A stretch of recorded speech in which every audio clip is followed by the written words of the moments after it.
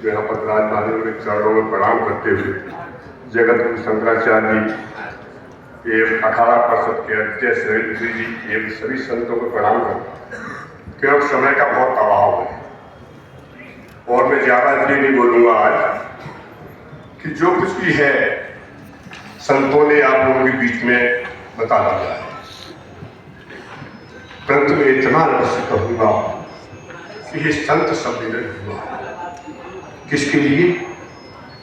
धर्म की रक्षा के लिए, धर्म की रक्षा के लिए उपाय खोजने के लिए। परंतु क्या हम संत और धर्म की रक्षा हमेशा संतों ने ही की है? क्योंकि संत किसी डरता नहीं, उसे ज्ञान होता है कि हमें क्या करना है।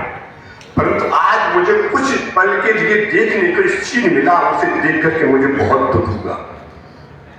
शायद आपने भी देखा होगा, यहाँ पर विचार किया हो या न किया हो, अभी कुछ देर के लिए पैकेट बदलने लगे तो संत तुलसी को मंच को छोड़ करके पैकेट के लिए भागने लगे। अरे संत भगवान तुमसे क्या कर रहे हैं? आप इस बड़ी सलाह को छोड़ करके एक तुच्छ छोटे से पैकेट के लिए भाग रहे हैं, तो जब सनातन धर्म पे कोई आपत्ति आई तो आप कहां रुकेंगे? वहां पर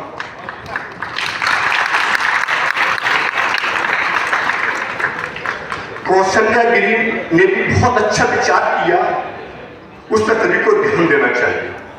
माता आचार्य ने अखंड मंडलेश्वर ने भी बहुत विचार अच्छा किया, हमारे संतों ने बहुत विचार किए, उन पर पुनरावृत्ति नहीं करना चाह रहा हूं, पर उन्होंने विचार दीजिए। लव जिहाद को रोकने के लिए कृष्ण नहीं रोक पाएंगे। कृष्ण किसकी बात मानते हैं? आज सभी लोग संतों की बात मानते हैं, अपने पिता की भी बात नहीं मानते। तो मैं आज नवीनपुरी जी महाराज, आप अखाड़ा परिषद के अध्यक्ष हैं, इस नाते से मैं आपसे विनम्र निवेदन करूंगा और जगत गुरु जितने जगत गुरु के शंकराचार्य सभी से विनम्र निवेदन करूंगा, आप अपने अपने सभी संतों से ये निर्देश दें कि अपने भक्तों को समझाइए, कोई भी किसी मजार पर नहीं जाए। हमारे मंदिर कम नहीं है कहीं पर भी, हम मंदिरों में जाकर के प्रार्थना करें, मजारों में क्या मिलेगा हमको? और सभी संतों से कहूंगा कि जहां कहीं जहां भंडारे के पीछे मत भागो भैया, आप भंडारे के पीछे भागने के कारण आज आपकी खुदस्ती हो रही है। आप भजन के पीछे भागिए, आपका भंडारा वहीं पर आ जाए। मैं इसका भुक्तभोगी हूं। जब गंगा सागर की गंगोत्री से गंगा सागर के पैदल यात्रा मैंने प्रारंभ की थी तो नंगे पैदल कुछ नहीं था मेरे पास, जैसे खत्म वैसे ही था। तो पहले दिन में आकर के स्थान रुका तो हम मुझे भोजन प्रसाद मिला। दूसरे दिन आया तो एक गांव में कहा कि प्रसाद मांगने बच्चा, मैं 5 परिवार में मांगा, धन का ध्यान देते हुए मैं 5 परिवार में भिक्षा नहीं मिली मुझे। मैंने वही संकल्प कर लिया कि आज से कभी अपने भोजन के लिए भिक्षा नहीं मांगूंगा मैं।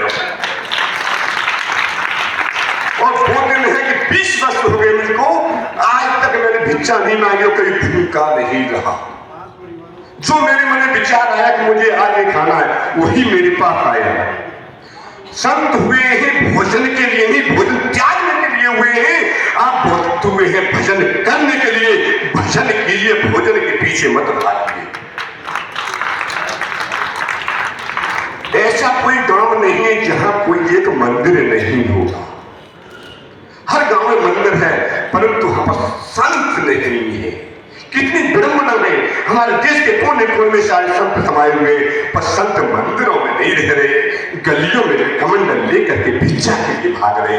मैं सभी संतों से अनुरोध करूंगा कि जहां भी स्थान है, जहां मतूटा पड़ा हुआ है, आप हमारे आचार्य महामंडलेश्वर हैं, अखाड़े के सभापति हैं, अपने गुरुदेव के माध्यम से इनके पास सूचना पहुंचाइए, उस मंदिर का जीर्णोद्धार कराने में मेरी पानी का समर्थन करते हुए व्यवस्था कराइए। और सभी से कहूंगा जहां जीर्णोद्धार, जो टूटे फूटे मंदिर उनका जीर्णोद्धार कराइए, वहां एक संत बिठाइए और संत से कह दीजिए कि यहाँ हर मंगलवार को शनिवार को सुंदरकांड का पाठ होना चाहिए। जब ये होने लग जाएगा तो हमारे सनातन धर्म की जागृति आएगी, हमारे बच्चों में संस्कार जन्मेंगे और उनको यह कहा गया है कि जन्मदिन पर केक मत काटो, रुद्राभिषेक कराओ, सुंदरकांड का पाठ कराओ। जब ये हो जाए घर घर में तो हमारे बच्चे संस्कारवान हो जाएंगे। जो संस्कारवान हो जाएंगे तो लव जिहाद में नहीं फंसेंगे। दूसरा है कि लव जिहाद की जड़ कौन है? ये बड़े बड़े व्यापारी लव जिहादी, हमदर्द, हिमालय। सभी संतों से कह रहा हूं, अपने भक्तों से कहिए कि हिमालय और हमदर्द का कोई भी सामान नहीं खरीदे। यदि आपको सनातन धर्म को बचाना है तो अभी कुंभ में कुछ दिन पहले कुछ कृत्य हुआ है, बहुत शर्मनाक करते हैं। चाहे वैसे गलती तो उनकी कुछ उनकी गलती को ही मानूंगा, परंतु सबसे बड़ी गलती प्रशासन की है कि संत रूप देकर आता वहां पर शंकराचार्य, भक्ति शंकराचार्य को नहीं देख रहा था।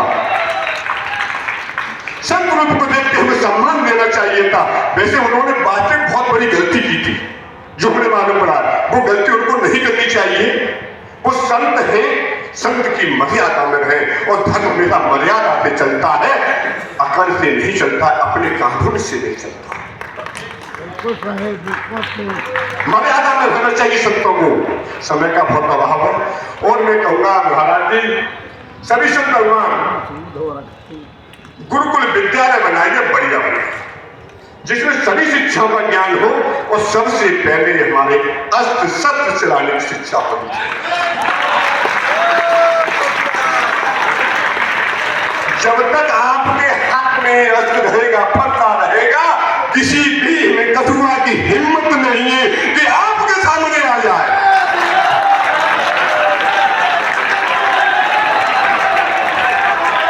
किसी भी लव जिहादी की हिम्मत नहीं है कि हमारी बहन बेटी के ऊपर आंख उठाकर देख ली, क्योंकि इन विद्यालयों के अंदर हमारी बहन बेटियों को भी शिक्षा देनी चाहिए। पहले देखिए केके के सुनिए आप, केके ने क्या शास्त्र के अंत पढ़े, शास्त्र चारण के अंत पढ़ा, विद्यालयों में तो पढ़ा था। झांसी रानी बाई थी, उन्होंने क्या के अंत पढ़ा था, इसीलिए उन्होंने जोहर को समाप्त कर दिया। इसलिए हमारी हर बहन बेटी को शस्त्र शिक्षा और शास्त्र शिक्षा दोनों चलानी चाहिए। और यहाँ पर विश्व हिंदू परिषद ने जो कृत्य किया है, जो दर्शा है, एकता कहा गया है, कलयुगे संघ ही शक्ति। कलयुग में संगठन नहीं शक्ति है, अन्यथा नहीं है। और ये कटुए एक हो जाते हैं और हम हिंदू बच जाते हैं, बस यही परिणाम है कि आज हम पिट रहे हैं। सभी संत समाज, सभी हिंदू समाज जात पात को भूल करके एक हो जाइए और अपने घर में सभी अस्त्र शस्त्र रखिए। और सरकार से भी कहिए, सरकार की दूरदर्शी नीतियां बहुत कमजोर है। आज हम कह रहे हैं कि बच्चे दो अच्छे, बच्चे कभी नहीं अच्छे, बच्चे दो कभी अच्छे नहीं है, बच्चे चार होने चाहिए। क्यों? जब एक बच्चा आपका है तो उस बच्चे को आप सेना में भेजेंगे कि राजनीति में भेजेंगे कि प्रशासन में भेजेंगे? कहां भेजेंगे आप? एक बच्चा आप घर पर रखेंगे क्या? यदि एक बच्चा हुआ तो पूरा हिंदू समाज, हिंदू देश के अंदर सभी वृद्ध आश्रम में पहुंच जाएंगे। सेवा करने वाला नहीं होगा। और एक दिन वो आएगा कि इनकी संख्या बढ़ते बढ़ते सेना में भी ये कटमुल्ले होंगे, राजनीति में भी कटमुल्ले विधायक सांसद होंगे, और हमारे प्रशासन में भी ये होंगे। इन्हीं के नियम बनाए जाएंगे। तो जो हमने 500 वर्ष की तपस्या, इतने वीर, इतने खून बहाए करोड़ों लोगों के, उनके द्वारा राम मंदिर बनाया है, पताका ध्वज लहराइए, ये नहीं दे पाए। इसे रखना है, आपको जिंदा रखना है, अपने बेटियों को जिंदा रखना है, तो एक हुए बच्चे चार पैदा कीजिए। यदि आपसे नहीं पढ़ रहे हो तो इस सनातन महाराज देने को तैयार आप दे दीजिए, और 20 साल बाद हमसे ले जाइए आप अपने बच्चों के लिए। बस मैं अब ज्यादा नहीं कहूंगा, मेरे सामने महादर्शक मंडल का इशारा हो रहा है कि समय बहुत कम हो गया है। मैं बारंबार नरेंद्र जी से विनती करूंगा, मेरी बात को अन्यथा मत लेना, क्योंकि मैं एक वक्ता हूं और मैंने बहुत कुछ देखा है। मैंने 1 मिनट का समय लूंगा। मैं जब मुजफ्फरनगर में कांड हुआ था, मैं हस्तिनापुर में गंगा मंदिर में था। 40 मुस्तकबिलों की टोली मेरे पीछे निकली 1 महीने तक, और इतने कि आसपास के 20 किलोमीटर के क्षेत्र में जितने मंदिर थे उन मंदिरों के महात्मा पकड़ के रात को हाथ बंद किए जाते थे। पेड़ से जाड़े में जनवरी के महीने टूटते थे और कई की मौत हो गई। और बगल में एक महात्मा से कहा कि महाराज जी, इस महात्मा से कह दो हमारे लिए एक पल का नहीं ले गए। तो मैंने कह दिया महाराज जी वो आए तो उनसे कह देना कि जो हथियार लेके आया ना तो मेरे पास पहुंच ही नहीं पाएगा, गंगा किनारे में बैठा रहूंगा। और मैं गंगा के किनारे नहीं बैठा रहता था, हटता नहीं था, वो 1 महीने तक मेरे पास आ नहीं पाया। क्यों नहीं आ पाए? मैं भंडारे के पीछे नहीं भटका कहीं पर भी नहीं। मैं आज तक किसी भंडारे में नहीं आता, अभी भी नहीं आता भंडारे में। भगवान का भजन करने के लिए अवतार धरी मिला है। तो भगवान का भजन कीजिए, भगवान आपकी रक्षा करेंगे। धर्म और रक्षता, धर्म की रक्षा के लिए हमें प्रकट हुए। मरना मृत्यु जीवन मरण निर्धारित है। जिस समय हमारी मृत्यु निर्धारित है उसी समय होगी, जिस स्थान पर है उसी स्थान पर होगी, और जिसके हाथों से जिसके माध्यम से उसी माध्यम से होगी। तो फिर में डरना किसके लिए है? हमको बेहद होकर के अपना कार्य कीजिए सनातन धर्म की रक्षा के लिए। सभी संतों को अपनी वाणी प्रणाम देते यही प्रणाम करता हूँ, और जो अपराध में हुए छोटे से बालक थे उनको क्षमा करना चाहिए। जो सत्य सनातन धर्म की